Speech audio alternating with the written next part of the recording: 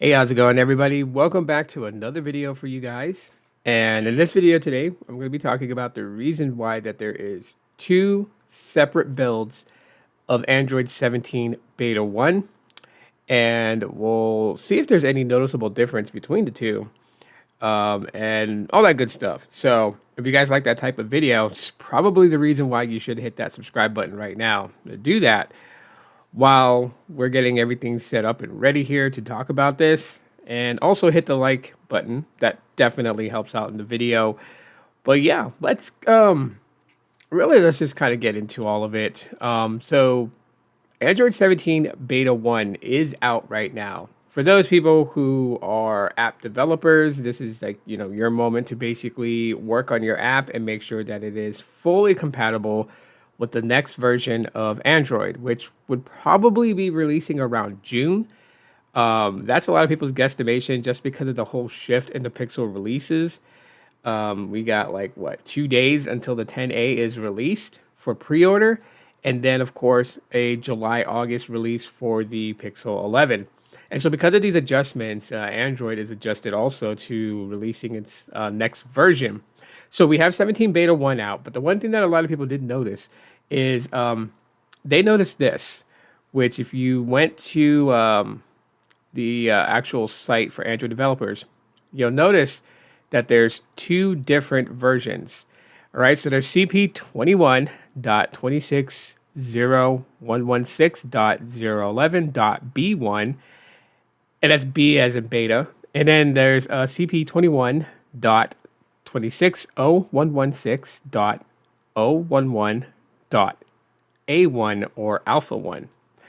And it specifically lists right here that the A1 is for Pixel 6 Pro, Pixel 6, Pixel 6a, the Pixel 7 Pro, and the Pixel 7. So you have to keep that in mind when it comes to those. So what does that initially mean? Well, I went ahead and did some research on it.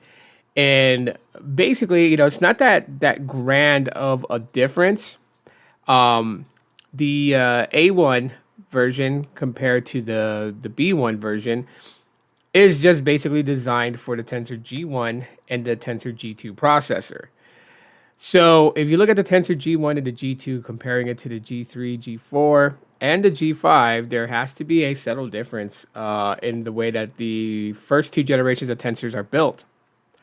But then it still raises more questions for me, only because the A1 update is for the Pixel 6 on up to the Pixel 7 and the 7 Pro.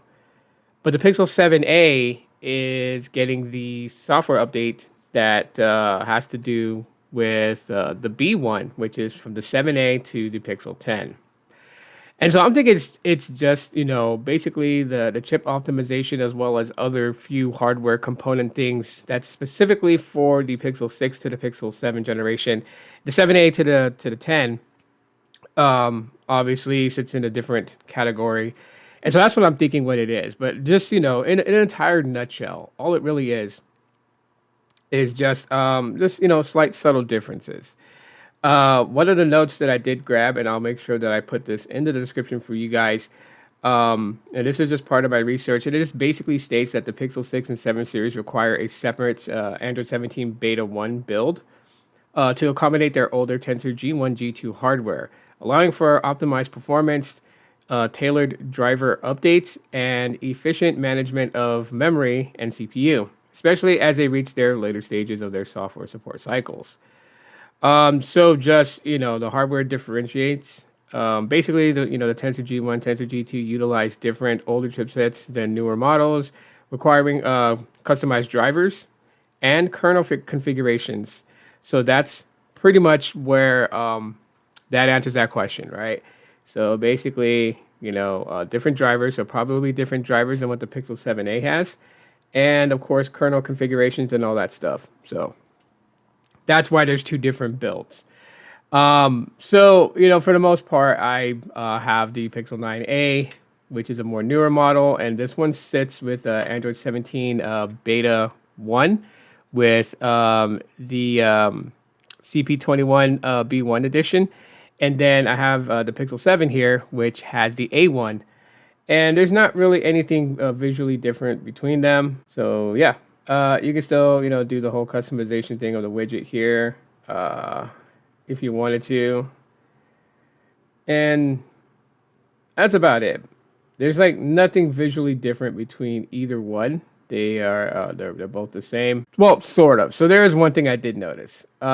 If you were to do the at a glance, you notice it's completely gone on the Pixel 9a, and on the Pixel 7, it is still there. You go to settings, and you go to at a glance settings, and it still says use at a glance.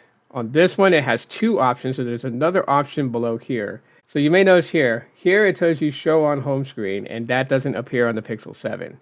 Both have the use at a glance, but the 9a has the ability to completely hide it off the home screen, whereas the 7 does not. So that's probably one difference that I did notice. But one cool thing that I did notice is like a video that I did not that long ago, and I talked about battery anxiety and how one of the ways to kind of help you with that anxiety is to just disable anything that tells you about the battery life percentage, so you're not focusing on the depletion of the battery over throughout the day. But then there's also that thing of like, well, how do I check, my battery life if I need to check my battery life? And of course, the option was to go into settings and go into battery, right? So that's one of the things that, you have to go to settings, and you go from settings and you go down to find your battery, and then it'll tell you right there. But some people today don't really want to go through a lot of steps. So one cool thing that I did notice is that when you swipe down a notification, it brings up your battery percentage. As you can see, your battery percentage is right there. You go back to your home screen, it's gone. Swipe down, and you can see it. Swipe away, and it's gone. Now that's pretty cool because now you don't have to go all the way into settings to look at the battery percentage. It's just right there for you, just swiping down. So you're not primarily focused on the battery percentage when you're like in social media, if you're watching media content, or if you're maybe sending an email or anything like that, because it's not on the battery widget on the top notification area. However, when you swipe down for your quick settings, or you swipe down for a notification, just to kind of read a quick notification, you can actually check your battery at that moment. So that's pretty cool. Other than that, I mean, like I said, there's not too much visual changes with Android 17 Beta 1, and that might come into form in future iterations of beta as they come out, especially around the time when it's in platform stability, which is usually like around Beta 3 is when it's more stable, and then really it's just ironing out all the very tiny bugs from Beta 3 to actual release of the software. So yeah, that's what I wanted to tell you guys in this video, and kind of give you guys a heads up as to why there were two different Beta 1 versions. And it's really just based on, the Tensor processors, the older ones with the, different drivers and different kernel configurations. That's the reason why that there's a difference in the older Tensor generation pixels versus the newer Tensor generation pixels, right? This does not go as far back as into any of the Qualcomm versions for obvious reasons. So anyways, yeah, that is pretty much it for today's video. If you guys enjoyed what I had to say in this video, I appreciate that. Hit the thumbs up. Hopefully that clarifies some things. Thanks for checking out the video.